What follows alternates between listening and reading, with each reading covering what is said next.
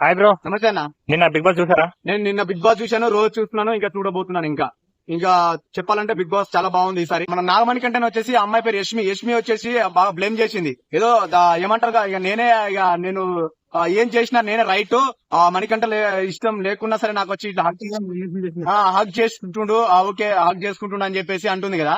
So Manikanta తోటి ఈ అమ్మాయి ఎందుకు చెప్పలేదు, మణికంఠ నాకు నీ వల్ల నాకు ఇట్లా ఇబ్బంది అవుతుంది నా హక్ చేసుకోకు, నాతో మాట్లాడకు అని చెప్తే డెఫినెట్లీ గా ఆయన మారకుంటే అయినా సరే వెళ్ళి హక్ చేస్తే ఆ రూమ్ కన్ఫెన్షన్ రూమ్ తీసుకొచ్చి ఆయన ఇచ్చ తీయాల్సి ఉండే. ఆమె ఏదో కావాలని మణికంఠని ఓట్లు పడుతుంది, మంచి సేవ్ అవుతుంది అని చెప్పేసి ఆయన కావాలని ఈమె సైడ్ తిప్పుకోవడానికి మణికంఠని కావాలని బ్లేమ్ చేసింది అనిపించింది. డెఫినెట్ గా అది 100% గా కావాలని చెప్పి నామినేషన్ మాత్రం మామూలు రచ్చలేదు.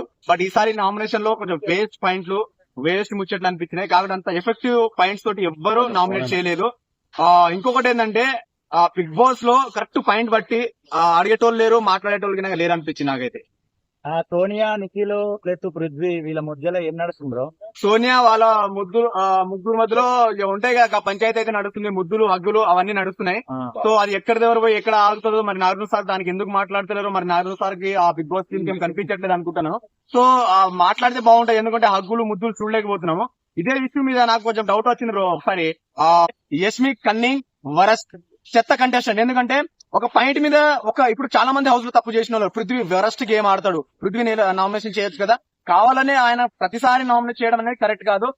అయినా సరే నామినేషన్ లో ఉన్నా అదే విధంగా నువ్వు వెళ్ళి పృథ్వీని హక్ చేసుకోవచ్చు, ముద్దు పెట్టుకోవచ్చు, ఎన్నెన్నో జరుగుతున్నాయి. మరి అవన్నీ మీకు ఇష్టం ఉండబట్టి చేస్తున్నట, ఇష్టం లేదంటే చెప్పు, నెక్స్ట్ టైం చేస్తాడో అలాగే చేస్తే దానికి నువ్వు సివియర్ గా పనిష్మెంట్ ఇవ్వడం, దానికి బిగ్ బాస్ కంప్లైంట్ ఇవ్వడం అలా చేయదు. నువ్వు చెప్పని కానీ చెప్పలే, మంచిగా అందరు నచ్చిన వాళ్ళతో హాక్ చేసుకుంటారు, నచ్చిన వాళ్ళతో ముద్దు పెట్టుకుంటారు. కానీ వీడు క్యాజువల్ గా ఏదో ఒంటరితనాన్ని ఫుల్ఫిల్ చేసుకుంటుండు పాపం. కరెక్టేనా మరి? కరెక్టే. ఇప్పుడు ఆయన అడిగి తీసుకుంటుండు. ఇప్పుడు చెప్పేది ఇప్పుడు అడగకుండా పెడితే ఒక బాధ, అడిగి హక్ చేసుకుంటే ఒక బాధనా? అంటే మణికంఠ అంటే ఇక worst contestant Bigg Boss house లో ఇవి దేనికి పనికి రాడనే ఫీలింగ్ ఉంది కదా అందరిలో. పృథ్వీ కాడు, ఎందుకంటే పృథ్వీ గురించి వాడు ఎన్ని పీ పదాలు వాడినా, ఎన్ని ఎఫ్ పదాలు వాడినా, నాగార్జున సార్ ఏ ఒక్క మాట అంటే లేడు. ఇక మణికంఠనో ఇక వేరే వాళ్ళంటే ఏ గుర్తుకుంటారు, ఇక అది అనిపించలే. కానీ ఈ వీక్ మాత్రము ముగ్గురు ఉన్నారు బ్రో. ఆదిత్య ఓమా లేకపోతే నాగమణికంఠ?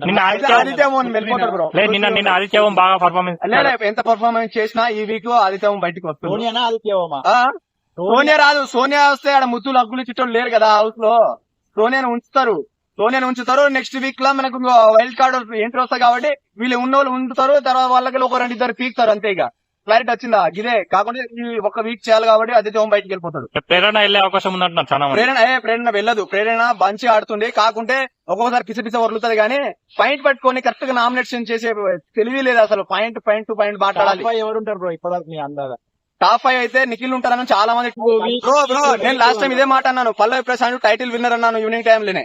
విన్నర్ ఏంటంటే ఎక్కువ time member of time nomination లో ఎవరైతే ఉంటారో ఆడియన్స్ లో ఎక్కువ ఓట్లు ఎవరు పడుతుందంటే నామినేషన్ లో ఇప్పుడు ఉన్న మణికంఠ గాడికి ఎక్కువ ఉంది. మణికంఠకే పడుతుంది. మణికంఠనే టైటిల్ విన్నర్ అవుతారు. ఫైనల్ కి వచ్చింది అనుకో టాప్ 5 కి మణికంఠ టైటిల్. కన్నింగ్ గేమ్ ఆడుతుంది, వెరస్ట్ సింపతి గేమ్ చేసిండ. నబిల్ గేమ్ ఎలా అనిపిస్తుంది? నబిల్ గ్రేట్ ప్లేయర్ బ్రో, నిజం చెప్తున్నా. చాలా మంది నబిల్ ఈసారి టైటిల్ కొట్టే అవకాశం ఉంది.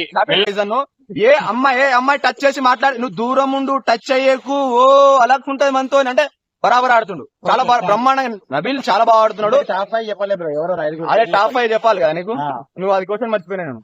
సో టాప్ 5 వచ్చేసి బ్రో మణికంఠ ఉంటాడు బ్రో, ఒకటి నబిల్ ఉంటాడు, ఆ తర్వాత వచ్చేసి మనకు సీత ఉంటుంది, 3 మా సోనియా ఉంటదా? యష్మి ఉంటుంది, మా సోనియా ఉంటదా? మా సోనియా ఉంటదా? సోనియా ఎందుకుంటా బ్రో? సోనియా ఉండదు. సోనియాకి మంచి ఫ్యాన్ బేస్ ఉన్నది బయట, మీరు ఏమంటారు? Fan base